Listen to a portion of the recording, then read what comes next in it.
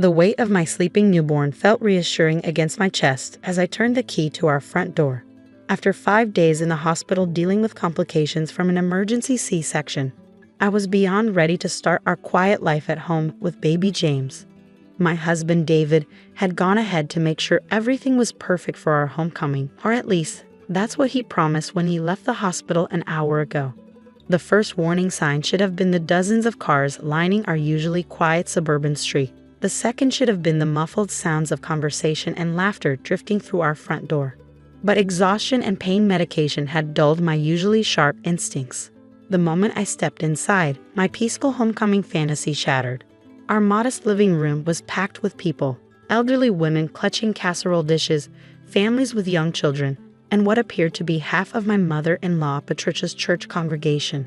All of them crowded around something I couldn't quite see, cooing and taking pictures. "Oh, there she is!" Patricia's shrill voice cut through the chaos. "Everyone, this is my daughter-in-law, Jessica, the surrogate." The word hit me like a physical blow. Surrogate? Where's my beautiful grandson? Patricia pushed through the crowd, but stopped short when she saw James sleeping against my chest. Her face twisted into an expression I'd seen too many times over the past year.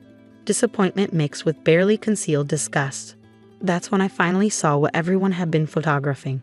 In the center of the room, my sister-in-law Kate was holding a baby boy who couldn't have been more than a few weeks old. A baby I'd never seen before.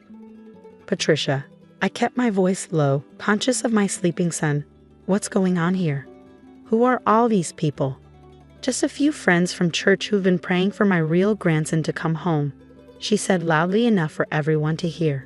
"I know you did your best carrying him, dear, but it's time to hand him over to his actual family."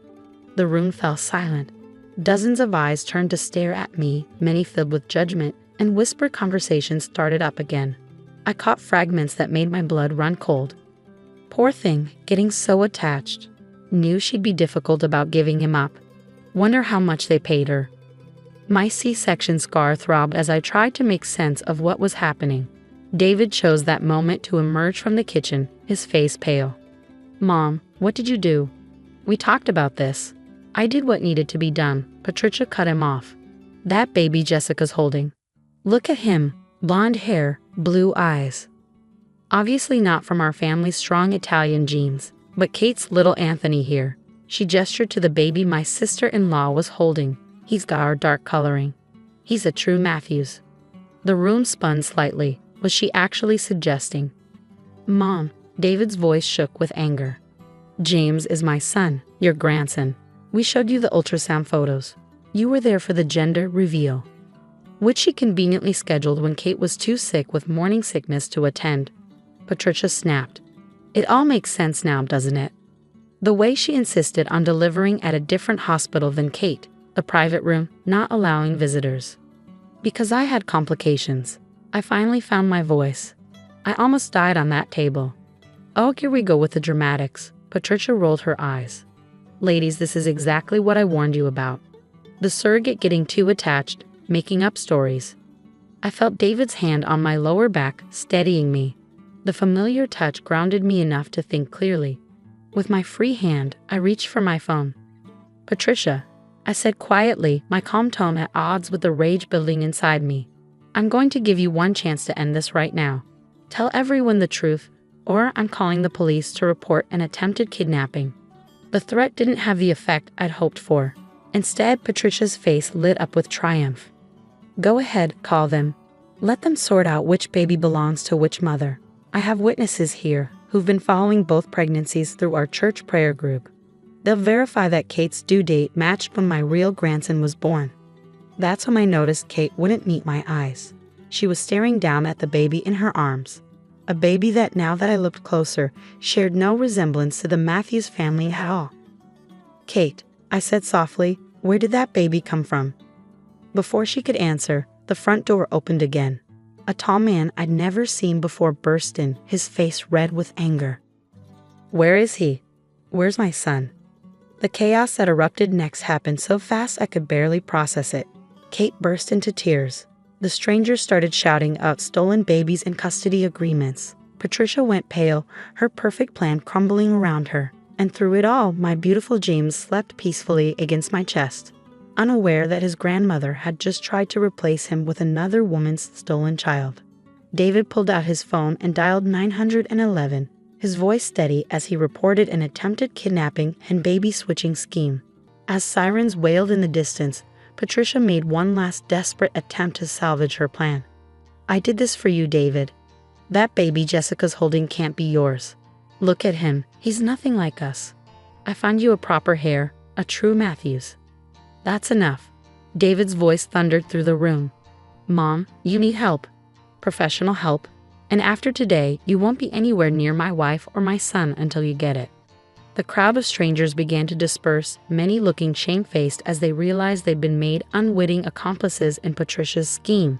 As the first police car pulled up outside, I caught Patricia watching me with a mixture of hatred and desperation. "This isn't over," she hissed. "That baby isn't a real Matthews. I'll prove it." I looked down at my sleeping son, then back at my unhinged mother-in-law. "You're right about one thing, Patricia. This isn't over, but you have no idea what's coming next. Because in my hospital bag, still packed with post-delivery necessities, was an envelope. An envelope containing the results of a DNA test David and I had done months ago. One that would not only prove James was his father's son, but reveal a secret about the Matthews bloodline that would shatter Patricia's world forever. But that would have to wait until after the police sorted out this mess. For now, I had a newborn to protect and a mother-in-law to watch being led away in handcuffs. The next few hours passed in a blur of police statements and tears. Kate broke down completely, admitting that Patricia had convinced her to participate in an elaborate scheme. The baby she'd been holding belonged to a young couple from a neighboring town. Patricia had arranged a private adoption without their knowledge, somehow manipulating hospital records and taking advantage of the couple's financial struggles. As I sat in our now empty living room nursing James, I watched David pace back and forth, running his hands through his dark hair, a nervous habit he'd had since childhood. The police had taken his statement, but they wanted us to come to the station tomorrow for a formal report. They'd also arrested Patricia, though she'd been eerily calm as they led her away, still insisting she'd done nothing wrong. "I just can't believe she went this far," David muttered, stopping to look at a family photo on the wall, taken at our wedding, before Patricia's obsession with having a true Matthews hair had completely consumed her. "She actually stole someone's baby, Jess. She could go to prison."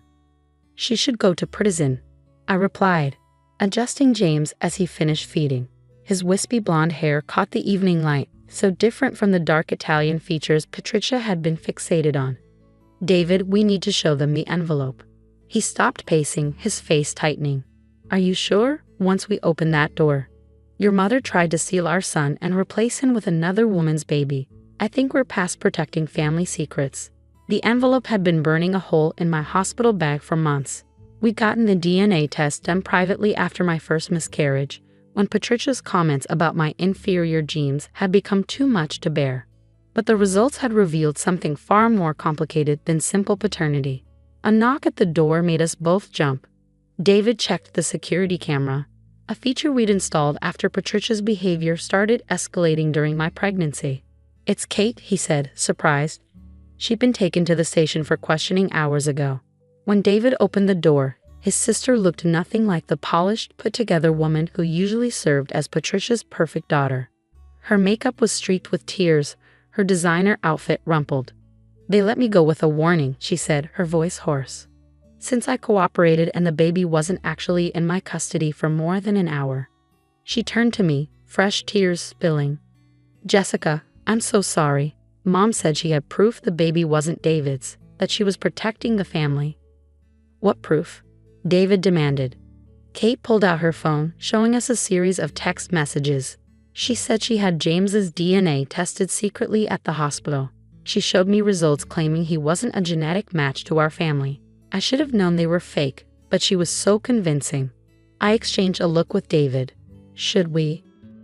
He nodded, disappearing into our bedroom to retrieve the envelope. "Kate," I said gently, "your mother didn't fake those test results. She just misinterpreted them. We have proof." David returned with the envelope, his hands shaking slightly as he opened it. "Before you see this, Kate, you need to understand, I love our family. Finding this out doesn't change who I am or who James is." "You're scaring me," Kate whispered. David pulled out the papers, laying them on the coffee table. 3 months ago, we had genetic testing done. Not just paternity testing, but a full genetic panel. We wanted to understand why Jessica had miscarried, to make sure there weren't any hereditary issues we needed to worry about. Kate leaned forward, scanning the medical jargon until she reached the conclusion. Her face went white. This can't be right. It is, I said softly. The reason James doesn't have the classic Matthews features isn't because he's not David's. It's because your father isn't who you think he is.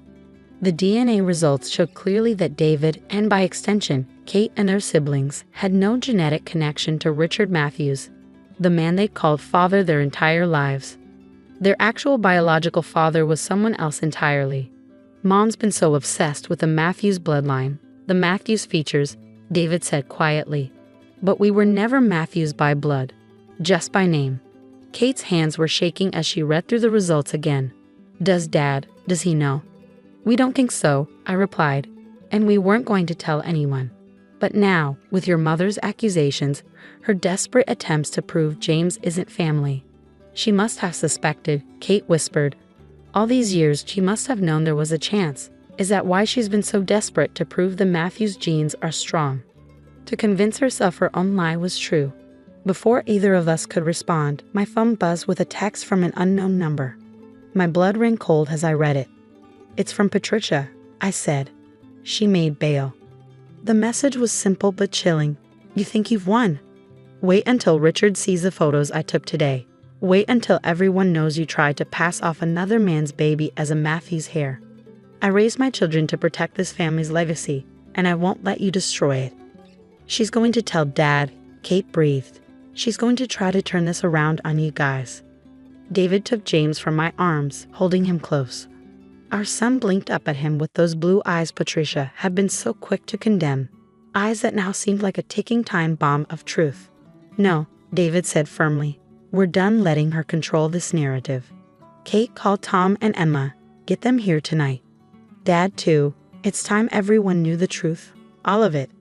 As Kate made the calls, I watched my husband cradle our son, seeing the love that transcended DNA in every gentle touch and soft word.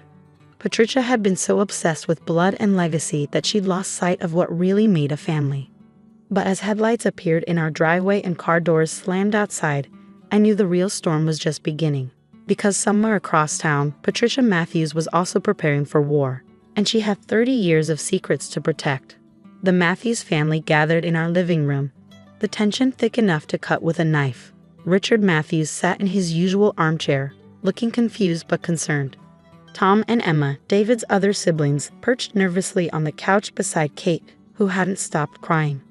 James slept peacefully in his bassinet, unaware that his tiny existence had sparked the unraveling of a 30-year-old secret. Someone better explain what's going on, Richard said, his authoritative voice filling the room. I've got Patricia calling me hysterical about baby switching and DNA tests, and now this emergency family meeting. Before anyone could respond, the front door burst open. Patricia stormed in, her perfectly coiffed hair wild and her designer outfit wrinkled from her brief stint in jail. She brandished her phone like a weapon. Perfect timing, she announced, her voice pitched too high. Now everyone can see the truth about your precious daughter-in-law's deception. Mom, stop, David warned, but Patricia was already connecting her phone to our TV through screen sharing. Photos from earlier filled the screen, me holding James side by side with old Matthews family photos. Look, Patricia pointed frantically. Look at the evidence. No Matthews has ever had blonde hair or blue eyes. This woman has tried to pass off some other man's baby as our flesh and blood. Richard stood slowly, his face darkening. Patricia, that's enough. Our grandson is not your grandson, Patricia screamed. I have proof. I had him tested. No, Mom, David's voice cut through her hysteria. We had him tested. We have the real results right here. And you're right, James doesn't have Matthew's DNA, but neither do I, neither do Kate, Tom, or Emma. The room went deadly silent. Richard sank back into his chair, the color draining from his face. Patricia froze, her phone slipping from her trembling fingers. What are you talking about? Richard whispered. I watched as David handed his father the envelope we'd been holding onto for months. Richard's hands shook as he read the results, his expression shifting from confusion to shock to something deeper, a pain so profound it hurt to witness. 30 years, Patricia's voice was barely audible. I kept this secret for 30 years. You knew? Richard looked up at his wife, tears in his eyes. All this time, you knew they weren't. I had to protect our family. Patricia's composure cracked completely. You were always working, building your business. I was lonely. Charles, he was there, he understood me. It was only supposed to be once, but then I got pregnant with David. And you were so happy. Charles? Emma's voice shook. Uncle Charles? Dad's best friend? Patricia nodded, tears streaming down her face. He moved away when I found out I was pregnant with Kate. Said he couldn't watch his best friend raise his children. But by then, I was trapped in the lie. Each time, I convinced myself it would be the last time, but each time, Tom stood up looking ill. All of us. I'm so sorry, Patricia sobbed. I just wanted to keep our family perfect. When Jessica got pregnant and I saw those blonde curls in the ultrasound, I knew everyone would finally see the truth. I couldn't let that happen. I had to find a baby that looked like a real Matthews. So you stole someone else's child? Richard's voice was ice cold. Try to destroy our son's family to protect your lies? I did it for you, Patricia screamed. Everything I did was to protect your name, your legacy. My legacy? Richard stood, his dignity palpable even in this devastating moment. My legacy is the love I gave these children. The bedtime stories, the scraped knees I bandaged, the proud moments I witnessed. DNA doesn't make a father, Patricia. Love does. He turned to David, then to James in his bassinet. Just like that beautiful boy is my grandson, no matter what any test says. Patricia crumpled to the floor, decades of deception finally crushing her. Please, he whispered. Please don't leave me. Richard looked at her with a mixture of pity and resignation. I already left the divorce papers on your desk this afternoon, along with evidence of your attempted kidnapping. You need help, Patricia. Professional help. As if on cue, police sirens wailed in the distance. Someone, probably Kate, had called them when Patricia violated her bail conditions by coming to our house. Dad, David said softly. We never wanted this to come out. We just wanted to protect our son. Richard crossed the room and picked up James, who blinked sleepily at his grandfather. You did the right thing. Sometimes the truth hurts, but lies. He looked at Patricia as police cars pulled up outside. Lies destroy everything they touch. As the police led Patricia away, this time in handcuffs and facing serious charges, I watched my family, because they were my family, genetics be damned, begin the long process of healing. There would be therapy sessions, legal proceedings, and many difficult conversations ahead. But as Richard held James, pointing out how the baby had David's nose despite the blonde hair, I knew we would be okay. Because in the end, Patricia had been so focused on blood and genetics that she'd missed the most important truth. Family isn't about DNA. It's about love, acceptance, and the choices we make every day to protect and support each other. And as I watched my son fall asleep in his grandfather's arms, I knew he would grow up understanding that truth better than Patricia ever could.